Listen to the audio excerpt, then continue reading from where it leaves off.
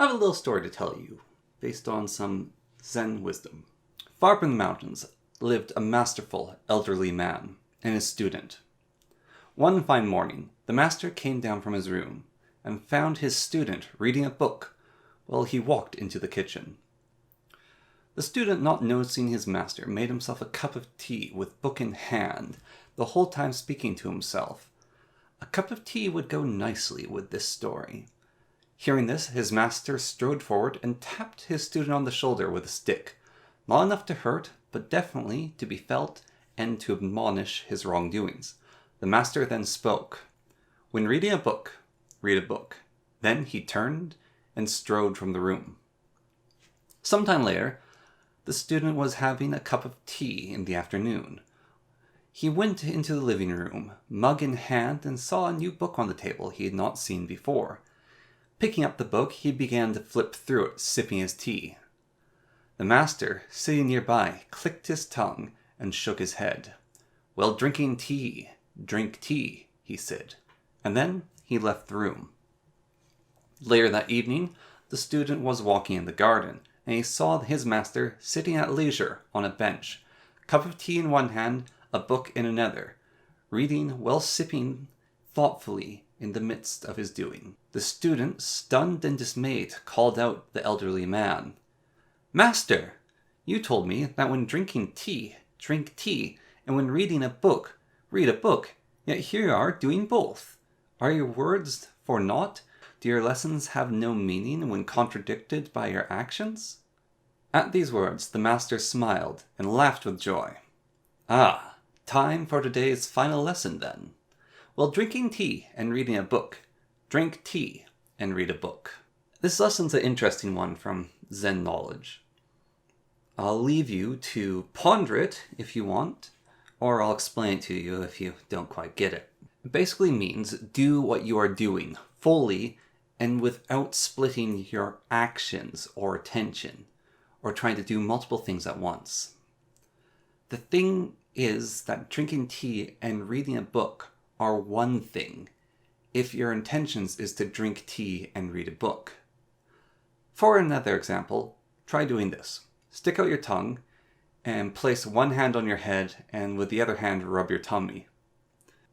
Now another thing for you to try that is relevant to the example and makes you look a little less silly is try or consider jogging and singing. Now you will find that your singing is not as good when you're just singing, and your breathing not as easy to control when you're just jogging. They kind of get in the way of each other.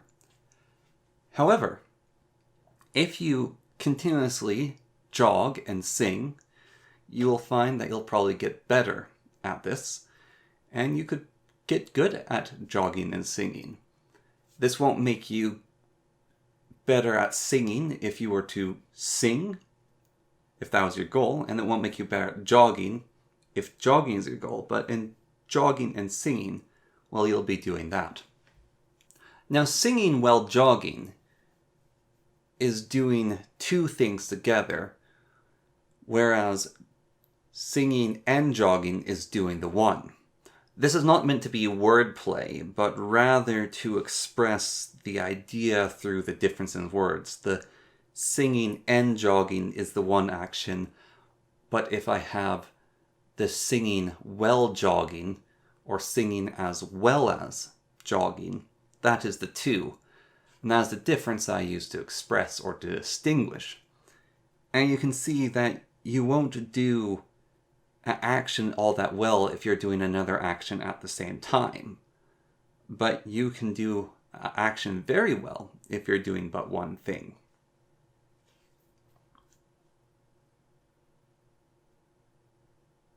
Even if that one thing is rather strange.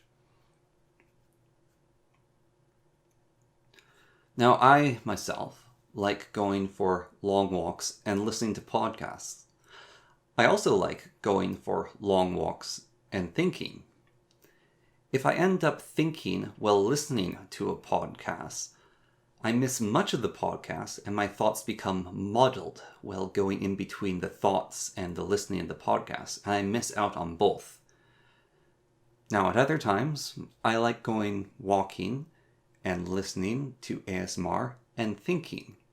This I do fully as one thing, wholly and unto itself.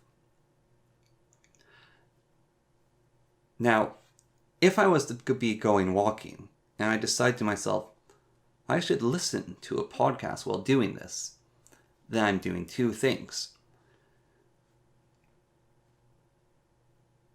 However, if I'm going walking and I decide to stop walking and instead change what I'm doing to going walking and listening to a podcast and listening to ASMR, whatever that may be, then I'm changing my action to another thing instead of doing two things at the same time.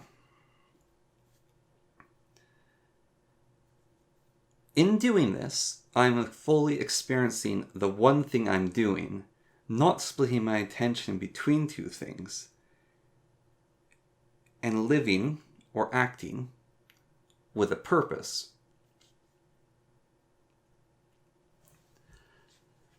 Now, if that doesn't make sense to you, that's fine. It doesn't always have to make sense. It's more of something to think about. But if you're still having troubles, another example to give is my father will often invite me to watch a movie with him. He's got a big projector screen. It's kind of nice. Sit down on the couch with him, and I watch the movie that he puts on.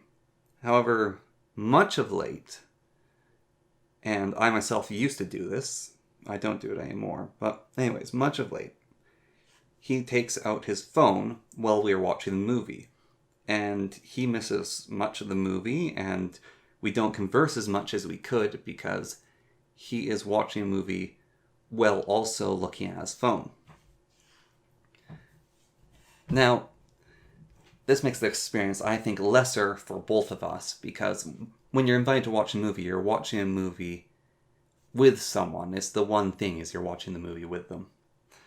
And he's watching the movie with me while also looking at his phone.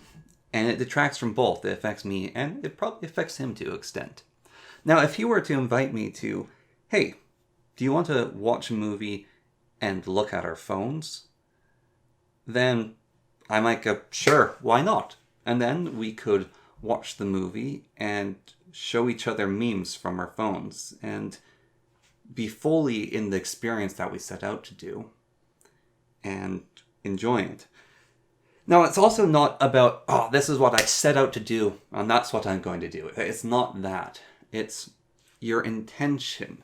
Intention can change and shift over time, and what you start at doesn't need to be where you end at. But it's more of, I'm going for a walk. Now, if you're going for a walk, you're going for a walk. So do the walk, do it well. Or I'm watching a movie. Then watch the movie and watch it well. And maybe during that movie you're saying, all right, I'm done watching a movie. I'm going to watch a movie and use my phone. Different lessons and different thoughts to fickleness of action. And that is not for me to judge where your attention span lies in there. But rather, what I'm pointing at is you want to do the one thing that you are doing and do it well.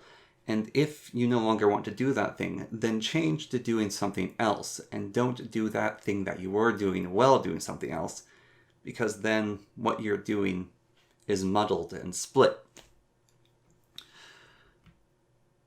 In my mind, it is far better to do one thing at a time, but that is just my own thoughts on the matter, and that is what I get from that lesson. And you may get your own thoughts from that Zen lesson. Everything after the initial bit of story was just ramblings, mostly by me. Now, I know that this is far from what I normally do, but I thought, why not make this and change things up a little?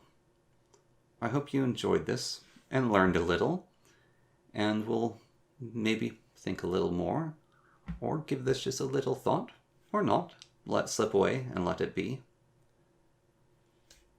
Have a great rest of your day. Goodbye.